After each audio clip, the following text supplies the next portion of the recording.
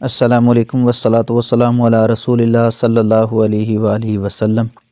قل هو اللہ احد اللہ الصمد لم یلد ولم یولد ولم یکن لہ کفوا احد۔ نہایت ہی پیاری اور اہم یہ معلومات ہیں۔ میں آپ کے سامنے حضرت میکائیل علیہ السلام کا تذکرہ کروں گا۔ اگر خواب کے اندر حضرت میکائیل علیہ السلام مل جائیں تو اس کی کیا تعبیر ہوگی؟ مختلف اس کی تعبیرات ہیں۔ میں انشاءاللہ الرحمن ڈیٹیل کے ساتھ عرض کرتا ہوں۔ ایک ہی فرشتہ ہے اور اس فرشتے کا مختصر جو ہے میں تعارف بھی کروا دوں گا، اور میں کوشش کروں گا کہ جو مشہور اللہ رب العزت کے ملائکہ ہیں، حضرت جبرائیل امین علیہ السلام، حضرت میکائیل علیہ السلام، حضرت اسرافیل علیہ السلام اور حضرت ملک الموت جس کو عزرائیل کہتے ہیں، لیکن میں آپ کے سامنے رکھنا چاہتا ہوں حضرت میکائیل علیہ السلام۔ ان کی ڈیوٹی یہ ہے بارش برسانے کی اور رزق تقسیم کرنے کی۔ اللہ رب العزت نے اپنے ملائکہ کی ڈیوٹی لگائی ہے، جس طرح کہ یہ جنت والے ہیں، یہ جہنم والے ہیں۔ حضرت جبرائیل امین علیہ السلام انبیاء پر تشریف لاتے تھے، اللہ کہ جتنے بھی رب کے ملائکہ ہیں اللہ رب العزت نے اپنے فرشتوں کی ڈیوٹی لگائی ہے، عبادت بھی کرتے ہیں۔ لا یعصون اللہ ما امرہم ویفعلون ما یؤمرون۔ اللہ رب العزت کی ایک ذرے کے برابر بھی وہ نافرمانی نہیں کرتے۔ اگر حضرت میکائیل علیہ السلام کو خواب میں دیکھتا ہے تو وہ بندہ کسی بیت المال کا نگران بنے گا۔ خواب کے اندر وہ خود میکائیل بن گیا، اس کی کیا تعبیر ہے؟ اور ساری صفات جو ہیں اس نے میکائیل کی حاصل کر لی۔ اس کی تعبیر یہ ہے کہ وہ کسی مالدار آدمی کا یعنی خزانچی بن جائے گا، منشی لگ جائے گا، بیت المال کا خزانچی ہوگا، یعنی اس کو مقرر کر دیا جائے گا۔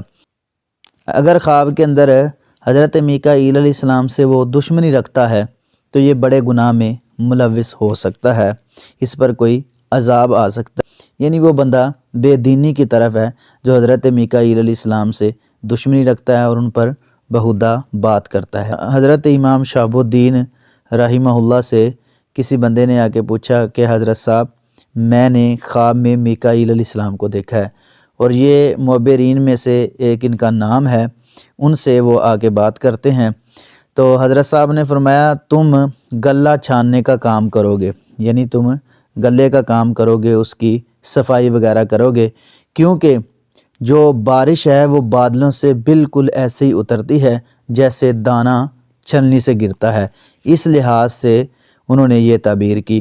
ایک اور بندہ ہے، اس نے بھی یہی خواب دیکھا، حضرت امام شہاب الدین رحمہ اللہ سے انہوں نے بھی سوال کیا کہ حضرت صاحب میں نے یہ خواب دیکھا ہے، تو انہوں نے فرمایا کہ تم روئی کا کام کرو گے، جو روئی ہے اس کو اچھی طرح جو ہے نا نرم کرو گے، جس طرح مشین میں ڈال کے اس کو صاف کیا جاتا ہے اور نرم کیا جاتا ہے، کیونکہ حضرت میکائیل علیہ السلام بادلوں کو چلاتے ہیں اور ایسے ہی چلتے ہیں جس طرح کہ روئی اڑتی ہے، اس لحاظ سے انہوں نے یہ تعبیر کی۔ ایک بندے اور نے یہی سوال کیا تو حضرت صاحب فرمانے لگے آپ اونٹ چراؤ گے، یعنی اونٹ چرانے کا کام کرو گے، کیونکہ اللہ تعالیٰ نے بادلوں کے متعلق فرمایا کأنہ جمالۃ صفر، گویا کہ وہ زرد اونٹ ہیں، یعنی بادلوں کا تذکرہ کرتے ہوئے اللہ رب العزت نے اونٹوں کا تذکرہ کیا ہے، تو اس لحاظ سے انہوں نے یہ تعبیر کی۔